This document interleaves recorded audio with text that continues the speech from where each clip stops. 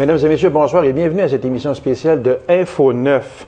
L'émission Info 9 met à la disposition de 4 candidats, 2 en Abitibi-Ouest et 2 dans le comté de Rouyn-Noranda-Témiscamingue, pour les émissions du 18 et 20 novembre prochain, une période de 15 minutes par candidat en vue de l'élection du 8 décembre prochain. Alors, comme premier invité, le candidat du Parti québécois en Abitibi-Ouest, M. François Gendron, suivi du candidat libéral de ce même comté, M. Claude Morin. M. Gendron, bonsoir. M. Lacasse, bonsoir. Et bienvenue à cette émission, M. Gendron. Monsieur Gendron, votre programme et vos priorités pour cette élection-ci. Merci d'abord de nous offrir cette opportunité. Je trouve ça correct sur le plan des valeurs démocratiques, même si, selon moi, il s'agit d'une élection inutile, coûteuse et avec de faux motifs, elle a lieu. Et parce qu'elle a lieu, faut jouer ce que j'appelle la réalité démocratique. Et dans ce sens-là, moi, mes priorités, rapidement, ma première, ça va être de mettre mon expérience au service de mes commettants en appuyant leurs dossiers, tout ça. Mais au-delà de ça, il y aura toujours des dossiers prioritaires. Alors, je donne un exemple, un dossier très prioritaire pour moi, Bassin-la-Sarrois, c'est l'aéroport. On peut pas, pendant des années, nous, ne pas avoir droit à ce service essentiel par rapport à des gens qui peuvent être en besoin en situation d'urgence. Donc, je vais pas expliquer, mais l'asphaltage de la piste dans le programme infrastructure, faut que ça marche. C'est évident qu'au niveau du réseau routier, il y a lieu toujours d'être vigilant pour avoir un niveau de service qui répond à l'indice circulatoire. On est quand même une région ressource où il y a des difficultés au niveau de la forêt, mais il reste qu'il y a de l'activité de transbordement puis de camionnage d'une façon importante. Donc, dans ce sens-là, ça prend un réseau routier de qualité. Du secteur Amos, rapidement, j'ai le pont M. Simard, c'est-à-dire le pont de Saint-Maurice qui coupe le monde en deux, faut régler ça. J'ai la sortie S à Amos qu'il faut finir ça. Je vais travailler fort à l'établissement d'un nouveau centre de service. Les anciens postes de district, on appelle ça un centre de service.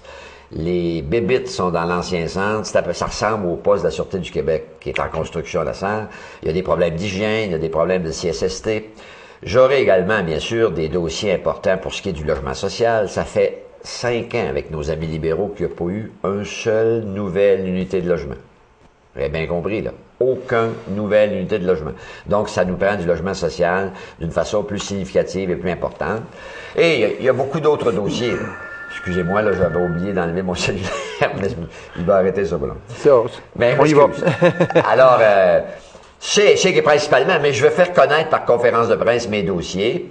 Et moi, je pense qu'il faut faire une semaine ou deux encore là, pour expliquer plus l'inutilité de cette élection-là, parce que c'est ça qu'on me parle. Moi, sur le terrain, les 600 personnes que je rencontre par jour, là, M. Lacasse, là, ils disent, on comprend pas, M. Gendron, qu'après 17 mois, le premier ministre du Québec ne veuille pas gouverner. C'était ma deuxième question, M. Gendron, parce que quand on dit que M. Charest parle d'axer sa campagne sur l'économie, il n'y aurait pas eu lieu d'attendre un peu, au moins attendre au printemps prochain pour déclencher cette élection-là. On parle de 85 millions qu'on aurait pu injecter dans le domaine de la santé, l'éducation, dans n'importe quel domaine ou à peu près, sauf le mettre où il ira maintenant. Genre, d'autre point de vue, qu'est-ce que je dis, c'est, à un moment donné, il y a des choses tellement évidentes. Quand 75% des électeurs disent à un premier ministre, par rapport à des valeurs démocratiques, nous, on veut pas d'élection, c'est pas le moment, il y a eu les américaines, il y a eu les fédérales, c'est pas le temps d'avoir une au Québec. Premier point. Et qu'un premier ministre dit, vous me dites ça, 75%, puis je vous écoute pas, il mérite d'être sanctionné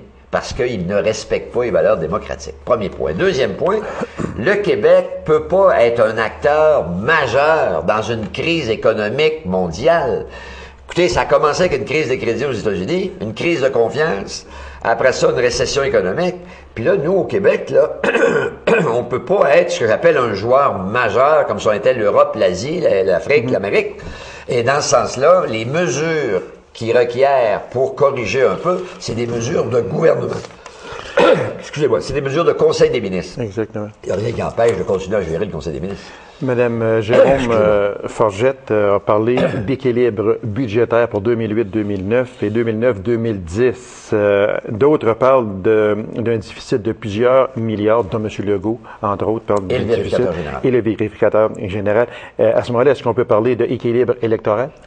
Non, on peut parler de manque, ce que j'appellerais d'honnêteté intellectuelle avec la population. Non, mais c'est plus grave que vous venez de dire. Puis c'est pas vous là, que je vise. C'est qu'à un moment donné, là, il y a des règles. On peut les aimer ou pas. Madame Forgette et son gouvernement veulent les changer. J'ai pas de trouble avec ça. Et là, elle joue les règles qu'elle veut avoir pour prétendre que ce qu'elle dit est exact. Je suis convaincu que vous me suivez. Oui. Alors que c'est inexact en vertu des règles. Donc, le VG dit, écoutez, là, les finances publiques ne balancent pas en fonction des règles que vous m'avez données pour faire la vérification de vos livres. En conséquence, la vérité, dans ce cas-là, elle n'est pas du côté du gouvernement, elle est du côté du vérificateur général. Ça donne que c'est ce que nous disions, nous aussi, avant que le VG sorte son rapport. Moi, ce que je trouve vraiment de fantastique et d'extraordinaire dans ça, c'est que ce soit le Parti québécois, que ce soit l'ADQ, que ce soit le Parti libéral, on l'a vu avant le déclenchement des élections, la province n'a pas d'argent, on est dans une restriction, on a de la misère à dépenser parce que les caisses sont vides, la caisse gouvernementale est vide aussi, et tout à coup, pendant 33 jours, l'argent pousse dans les arbres. C'est aussi simple que ça. Autant du côté du Parti québécois, où Mme Marois a fait plusieurs promesses de plusieurs milliards, autant du côté aussi de M. Charest, autant du côté de M. Dumont. Vous allez prendre ça où, cet argent-là? Là, par contre, votre question est toujours bonne, puis celle-là est très bonne parce que les gens ne voient pas. On va la prendre dans le budget annuel. Le budget du Québec, là, cassé ou pas, il est à la hauteur, présentement, là, de 62 milliards. Ben, l'an prochain, il va y avoir encore des entrées de fonds de 62 milliards. Donc, c'est évident, quand on prend les engagements, c'est toujours dans le cadre budgétaire de 62 milliards qu'on va reviser certaines priorités. Exemple, nous, les garderies, vous pouvez aimer ça ou pas, là, mais nous, on est convaincus que c'est une mesure sociale intelligente. Parce que ça permet à des jeunes, bon, je fais pas le cours chez les garderies, là. Nous, on dit, ils vont rester à 7 $. Est-ce que je le sais que quand je fais ça, je sacrifie du budget pour d'autres choses? Oui, la réponse, c'est oui. Exactement. Donc, c'est ce genre d'honnêteté qu'il faut dire, par exemple. Si on regarde un scénario d'un sondage qui vient de sortir, parce qu'il faut se dire que l'on enregistre l'émission le 14 novembre, un sondage qui vient à peine de sortir, qui donne 42 aux libéraux, 34 au Parti québécois et 14 à l'ADQ. Si on regarde un tel scénario, à 42 on élierait un gouvernement libéral majoritaire. À 34 parce qu'on sait que ça prend 7 entre le vainqueur et l'opposition. À 34 vous formeriez une opposition quand même forte. Et l'ADQ qui disparaît presque de la map, on retrouverait l'ADQ d'avant 2007, si vous me permettez. Votre opinion là-dessus, monsieur? C'est vrai que vous allez me dire, par exemple, que ce sont des sondages, mais il reste quand même qu'on joue quand même dans la réalité un peu. Oui, j'ai assez d'expérience pour dire que c'est toujours un portrait de situation à un moment X. Mais regardez, un débat peut faire virer une campagne, une prise de position tellement intéressante pour l'électorat peut modifier les choses. Donc, moi, commenter d'une façon finale, parce que là, moi, je pense qu'on se projette trop sur le résultat, parce que je suis un peu en désaccord avec votre affirmation qu'on se dirige vers un gouvernement majoritaire libéral avec ces taux-là, parce que chez francophones, on a une avance. C'est ce qui donne des sièges. Avance, oui. Ce qui donne des sièges. Alors, faut laisser jouer ça. Parce que dit que 80 des comtés sont à majorité francophone. À majorité francophone, c'est ça, exactement. Donc, faisons notre campagne, laissons jouer l'électorat, incitons les gens à les voter parce qu'ils ont la tendance à pas y aller alors que c'est le mauvais réflexe, c'est le très mauvais réflexe. Moi, je prétends qu'il faut aller voter plus que jamais parce que je l'ai dit tantôt, le boss du gouvernail mérite d'être sanctionné parce qu'il a pris une décision irrespectueuse de la volonté démocratique. Et moi, j'ai appris que quand un premier ministre n'a pas ce que j'appelle la capacité de lire le peuple, il ne mérite pas de gouverner. Alors, je souhaite que vous lui donnez la leçon qu'il mérite. Monsieur Gendron, la décision de M. Charest de ne pas accompagner la délégation en Chine pour une mission commerciale qui était excessivement importante, il devait diriger cette mission-là à titre de président du Conseil de la Fédération. Est-ce que ça ne peut pas nuire au Parti libéral? Et d'ailleurs, est-ce que c'est une bonne décision? Ben, à coup sûr, c'est une décision partisane. À coup sûr, c'est une décision partisane. Il a privilégié le prisme de sa job comme premier ministre. libéral plutôt que sa job comme premier ministre du Québec. Et c'est au peuple à évaluer. C'est toujours des choses comme ça. Et ça, je trouve que c'est des choses intelligentes à traiter dans une campagne électorale. Il appartient au peuple de dire est-ce que son devoir d'État n'aura pas été, quitte à la raccourcir, à l'écourter, mais à participer pendant quelques jours, est-ce que ça ne l'aurait pas grandi? Et moi, je donne un petit exemple rapide. Là. Moi, je suis président de l'Assemblée nationale tout en faisant campagne. Ben hier, j'ai dû me retirer, moi, de l'accompagnement de Mme Marois parce qu'on avait une conférence téléphonique dans ma job. Mais j'ai fait ma job pendant une demi-heure. Alors, pendant cette demi-heure-là, en conférence téléphonique, j'étais pas avec mes collègues de la région, puis j'étais pas avec ma chef, parce que j'assume une responsabilité tout en faisant campagne, qui est celle de président de l'Assemblée nationale. Lui, il est premier ministre. Il n'y a plus de chambre. Tous les députés ont perdu leur titre. On est des candidats. Mais le premier ministre, c'est le Conseil des ministres demeure. De ne pas sortir les chiffres de la supposée perte de la Caisse de dépôt, on parle de 30 milliards environ, est-ce que ça peut nuire au Parti libéral? Et il y a une chose, M. Gendron, de ne pas sortir les chiffres de la Caisse de dépôt, est-ce qu'on est obligé de sortir les chiffres de la Caisse de dépôt ou si c'est un peu comme Hydro-Québec, Hydro-Québec n'est pas obligé de mettre les chiffres sur la table face au peuple? Non, sauf que là, regardez, là, c'est une question d'éthique. Qu'est-ce que c'est nos fonds de retraite, oui, puis c'est juste 30 milliards en passant à les estimer. Mme Forgette dit à 2 reprises en chambre, donc pour tout le monde. M. Legault, où vous avez pris ça? C'est pas 30 milliards. Vous vous rappelez, vous avez sûrement vu ça parce que je sais que vous suivez les affaires un peu. Un peu? Un peu de l'actualité. OK, c'est beau. Non, mais vous suivez l'actualité et ça a été dit. Donc, qu'est-ce qu'elle vient de dire? Si elle prétend que c'est pas le bon chiffre, elle a l'obligation de dire le bon chiffre. Donc, en clair, là, sortons du cadre juridique, là, et est-ce que ça aurait été plus, ce que j'appelle, respectueux de la démocratie de dire, parce qu'elle le sait, pour être capable de dire que c'est pas le bon chiffre ou c'est le bon chiffre, c'est parce qu'elle a des discussions avec les dirigeants de la Caisse et elle le sait. La transparence aurait exigé. La transparence aurait exigé que ce chiffre-là soit rendu public. M. Gendron, je vous pose une question et je vous donne pas plus que 30 secondes pour répondre. Pour la première fois depuis 40 ans, l'indépendance du Québec ne sera pas un enjeu direct au scrutin du Parti québécois. Est-ce que ça peut vous nuire ou vous avantager? Un peu des deux, puis je ne fatigue pas. Un peu des deux, c'est parce que pour des, vous voyez la petite bagarre qu'il y a eu d'un côté, bon, pour des purs et durs, puis des gens qui pensent qu'en tirant sur la fleur, elle pousse plus vite, ils sont convaincus qu'on fait une erreur de ne pas l'avoir mis au premier chef. Sauf que, moi, je prétends qu'on est un parti souverainiste, le peuple le sait, le monde le sait, mais on peut pas toujours mettre ça au premier plan, parce que les enjeux de la crise économique et d'autres facteurs sont plus commandants selon l'électorat. Moi, je respecte l'électorat, donc je parle davantage de ce qu'ils veulent que je parle. Monsieur Gendron, je vous laisse 1 minute pour vous adresser à vos électeurs à la caméra ici. Oui, merci. Alors, chers vous tous, très simplement et en même temps très respectueusement, écoutez, ça fait pas mal de temps qu'on a des liens continus, moi et vous.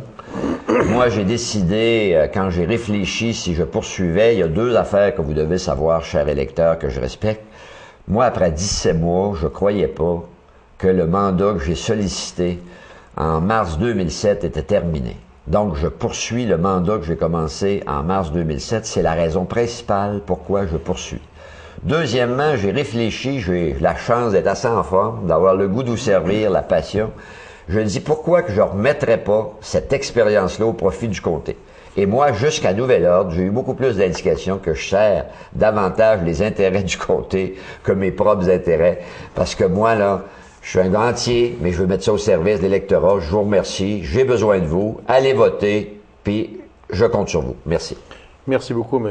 Gendron. Alors, mesdames et messieurs, on s'absente à une courte pause et on revient avec le candidat libéral d'Abitibi-Ouest, M. Claude Morin. Restez avec nous.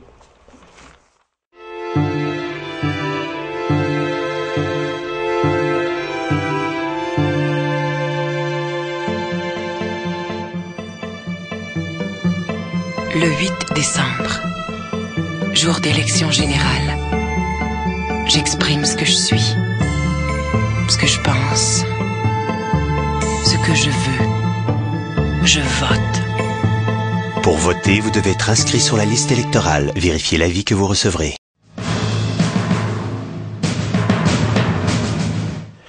Comme deuxième invité, je reçois le candidat libéral du comté d'Abitibi-Ouest, M. Claude Morin. M. Morin, bonsoir. Bonsoir. M. Morin, questions puis réponses peut-être assez courtes aussi parce qu'on a plusieurs choses à parler et le temps, il va nous presser.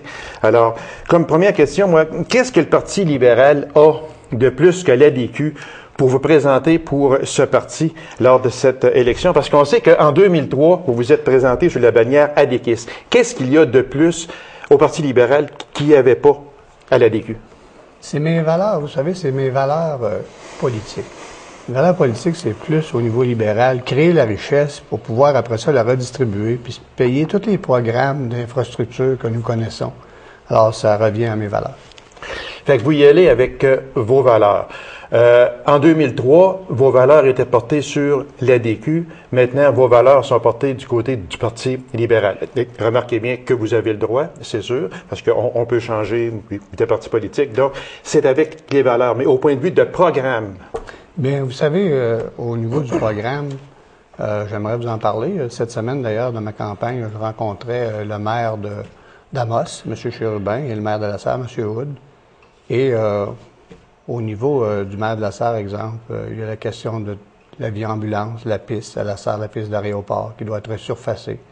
On a absolument besoin de ce service-là. On n'est pas plus loin qu'ailleurs, et c'est une de mes promesses électorales, la première d'ailleurs, de travailler avec l'équipe de la Sarre pour faire en sorte que ça se réalise. C'est important pour l'Abitibi-Ouest.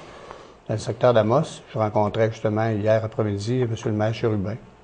Et il y a toujours la préoccupation de la relance Temlam, où on a fait le tour du dossier, et c'est un dossier que je compte, une fois élu député, m'assurer à travailler avec l'équipe de la ville et des prochains investisseurs, parce qu'il y en aura. Vous savez, la relance économique en foresterie, ça n'y échappera pas. Aux États-Unis, quand ça va reprendre, on est mieux de se préparer en fonction d'eux.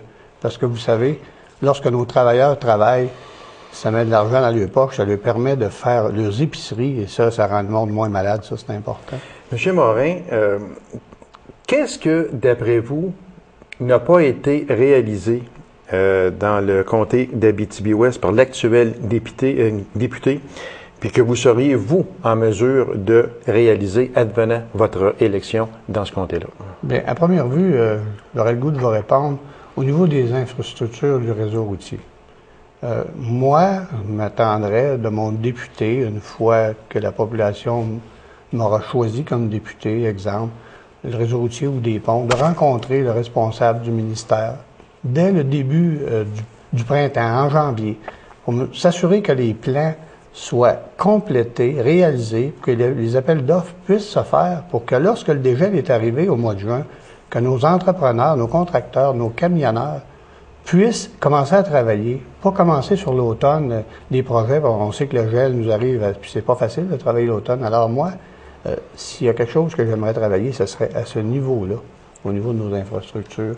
On sait que, vous savez, la prison d'Amos est un bel exemple qui devrait débuter le printemps prochain. Le centre de santé des Aurores boréales, au niveau des infrastructures, vous savez, ça va créer 1700 emplois, c'est pas rien en Abitibi-Témiscamingue. Et c'est un investissement ici aux Aurores boréales de 8 millions. C'est fort important parce que lorsqu'on fait travailler nos gens sont moins malades. Alors, je pense que c'est une bonne politique quand on sait la turbulence économique dans laquelle on est actuellement, de garder le plus de monde au travail. Comme je dis toujours, ça aide à faire l'épicerie. Monsieur Morin, comment allez-vous expliquer à vos électeurs que c'était vraiment le bon temps de déclencher des élections immédiatement après le fédéral, alors qu'on sait que depuis 18-20 mois à peu près, il existait quand même une bonne harmonie entre les trois partis. Le gouvernement n'a jamais été renversé. On chicanait un peu, mais on arrivait toujours à un accord entre les trois partis. Parce qu'on sait que l'on se dirige vers une crise économique si on n'est pas déjà entré dedans. On va dépenser quelques 85 millions pour faire une élection, pour peut-être en venir au même résultat comme c'est arrivé au fédéral. Comment allez-vous expliquer à vos électeurs que oui, c'était le temps d'aller au peuple, oui, c'était le temps de faire une élection, oui, c'était le temps de dépenser 85 millions à la place de le mettre dans les infrastructures, dans la santé, dans l'éducation, dans les garderies, etc. On pourrait en nommer énormément. Comment allez-vous expliquer ça à vos électeurs? Mais vous savez, depuis que l'histoire politique existe, autant au Canada, dans toutes les provinces du Canada, puis Québec en fait partie, bien sûr, un gouvernement minoritaire, ça n'a jamais duré plus qu'un an ou deux. Mme Marois elle-même disait, et M. Dumont, à la première occasion, dans le printemps, on va défaire le gouvernement pour aller à l'élection. Il y a des lignes de presse qui confirment ces dires-là. Alors que c'est vrai que ça coûte cher, mais que les élections soient réalisées tout de suite ou qu'elles soient réalisées en février, les élections ils vont se réaliser, vous savez, quand même.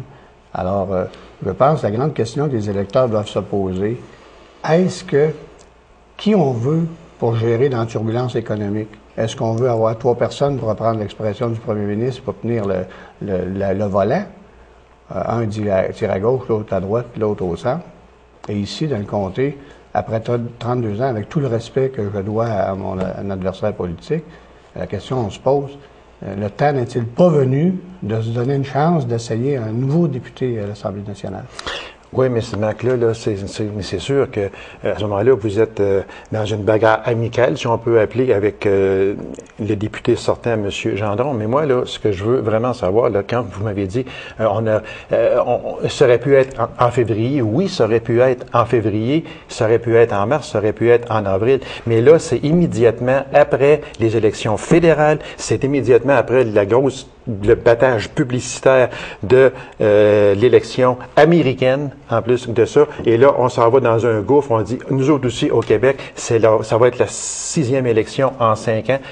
Les gens sont saturés, M. Morin? Vous ne trouvez pas que les gens sont vraiment saturés de l'électorat? Bien, comme j'aimerais vous le répondre, vous le redire, c'est vrai que des élections, il y en a eu plusieurs ces derniers mois, ces dernières années. Mais un gouvernement minoritaire nous amène toujours à ça. Là, on a une belle opportunité de se donner un gouvernement majoritaire. Et l'histoire l'a démontré, quand un gouvernement majoritaire, pour gérer une turbulence économique, c'est toujours plus facilitant d'avoir les coups de franges pour s'assurer que nous, puis on le dit dans notre programme au niveau des infrastructures, l'investissement en infrastructures, va nous permettre de garder notre monde à l'ouvrage. Alors, puis on fait quoi si on revient comme avant le déclenchement des élections? On fait quoi si on revient avec un gouvernement, peu importe lequel, mais minoritaire? On va encore marcher sur des œufs? Il est trop tôt à ce moment-ci pour préserver de quoi il sera. On commence à former le gouvernement. Mais moi, je m'emploie ici dans le comté à me présenter et à expliquer aux gens pourquoi que je suis en mesure de bien défendre les intérêts des citoyens. Vous savez, qu'est-ce qu'on retient d'un député? C'est ce qu'il a fait pour le comté. Qu'est-ce qu'il veut faire? Comment il veut travailler ses dossiers? Comment, vous savez, mon implication au niveau municipal, au niveau du conseil d'administration de l'hôpital comme président. Alors, les gens me connaissent, vous pouvez leur en parler, comment moi je suis impliqué pour faire en sorte que nous, dans le comté Abitibi-Ouest, on soit capable d'avoir notre part qui nous revient. Monsieur Morin, à la fin avril, vous avez créé une polémique dont le Parti québécois était vraiment insulté, était vraiment choqué. Et sur nos fils de presse, ici, on a reçu un communiqué venant de M. Wawat Nolowat, député d'Abitibi-Est. Moi, j'aimerais ça que vous commentiez un peu, parce que vous avez vraiment fait fâcher le Parti québécois. Et on en a beaucoup parlé sur les fils de presse. C'est un communiqué du 29 octobre dernier qui portait le titre « Claude Morin joue aux députés ». Alors, le député d'Abitibi-Est, M. Alexis Wawat-Nolowat, a été outré par votre manque d'éthique. Il vous accuse de manquer de classe et de jouer aux députés par anticipation. Tout ça pour la remise d'un chèque à titre de représentant du gouvernement au nom du ministre responsable de la région, M. David Whistle.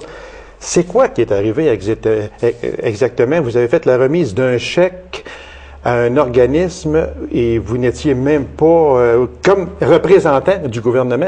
Expliquez-nous, c'est quoi qui s'est passé? Ça a fâché beaucoup de monde. Ben oui, j'étais à la levée de l'appel de terre, l'agrandissement de l'école de foresterie à Amos. Et M.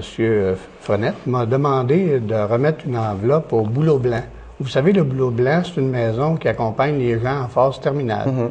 Et vous savez, comme ancien président du conseil d'administration, comment la santé des gens me tient à cœur.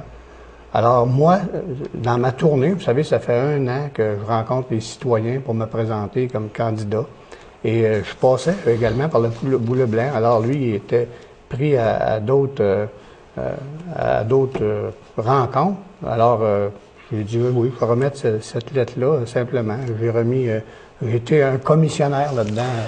Parce qu'on vous a accusé de vous faire du capital politique avec ça, M. Morin. Et c'est ça qui a outré, surtout le Parti québécois, puis le bureau de M. Wawa Nolowat était vraiment furieux contre ça. D'ailleurs, il ne va pas de main morte quand il vous accuse de manquer de classe, de jouer aux députés par anticipation. Est-ce que ça peut nuire à votre campagne électorale? Est-ce que les citoyens du comté d'Abitibi-Ouest vont me reprocher d'avoir été le commissionnaire pour remettre les gens qui attendaient cette lettre-là? Moi, je n'ai fait que être le porteur de la lettre et j'ai continué ma campagne. Vous savez, les gens attendaient sûrement après ça. Puis quand les personnes qui sont là en phase terminale, alors ils ont besoin d'aide tout le temps. M. Morin, je suis obligé de vous arrêter parce que le temps manque énormément, puis j'aurais 2 questions à vous poser. La décision de M. Charest de ne pas accompagner la mission commerciale en Chine qui devait diriger à titre de président du Conseil de la Fédération, tout ça pour déclencher des élections, est-ce que ça aurait pas été plus important qu'hier en Chine? Bien, moi, je vais vous dire, le premier ministre a répondu d'ailleurs à cette question-là. Il a pris les décisions qui s'imposaient. Moi, je ne répondrai pas à la place du premier ministre. Je vais lui laisser oui, mais dans le contexte actuel, M. Morin, ça aurait été, parce qu'en Chine, on sait que c'est excessivement important. On sait ce que la Chine fait partout à la grandeur du monde. Une délégation comme ça du Québec, ça n'aurait pas été beaucoup plus porteur de fruits si le premier ministre avait été là. Écoutez, est-ce que je cherche le premier ministre quand même délégué les membres de son équipe? Oui, mais il a délégué M. Johnson. Et vous savez, moi, le premier ministre a des engagements à respecter et je n'ai pas de regard là-dessus. OK. Alors, M. Morin, 30 secondes seulement, vos premières actions que vous poserez si vous êtes élu dans ce comté. Première action, c'est très important, au niveau de l'aéroport, à la salle de resurfaçage, l'avion-ambulance. C'est important pour les gens qui ont à prendre l'avion en urgence, qu'on fasse une crise de cœur ou quoi que ce soit, d'être capable de le prendre le plus rapidement possible. Et on n'est pas plus loin qu'ailleurs. Notre comté a besoin de ça. Du côté de la relance Temlam, exemple, et ça, c'est un dossier que je vais particulièrement suivre. Vous savez, la crise forestière, on va finir par en sortir. Les Américains vont se remettre à acheter nos produits. Alors, c'est certain qu'un promoteur qui voudra, avec la ville d'Amos, se porter acquéreur de ça, c'est quelque chose que moi, je vais m'employer à travailler, à aider ces nouveaux promoteurs-là. Monsieur Morin, je vous laisse 1 minute pour vous adresser à la caméra ici, à vos électeurs. Merci. Alors, mesdames et messieurs, la question est assez simple. Le 8 décembre prochain, il faut se poser comme question. Qui on veut pour gérer le Québec au cours des 4 prochaines années? Et dans le comté d'Abitibi-Ouest, quelle équipe on veut? Est-ce qu'on veut un nouveau député? Après 32 ans, ne pensez pas que le temps est venu, et comme je le dis toujours, avec tout le respect que j'ai pour mon adversaire, le temps est venu de se donner une chance de voir différemment, de travailler ensemble à faire en sorte que le comté d'Abitibi-Ouest, on ait notre part des projets qui nous reviennent. Alors, le 8 décembre, moi, je vous invite à voter Claude Morin, Parti libéral. Merci. Merci beaucoup, M. Morin, et bonne chance. Merci. Alors, mesdames et messieurs, la semaine prochaine, je recevrai la candidate péquiste, Mme Joanne Moras, et le candidat libéral, M. Daniel Bernard, tous deux du comté de Rouyn-Noranda, Témiscamingue. Merci d'avoir été là. On se donne rendez-vous à une prochaine émission d'Info 9. Au revoir.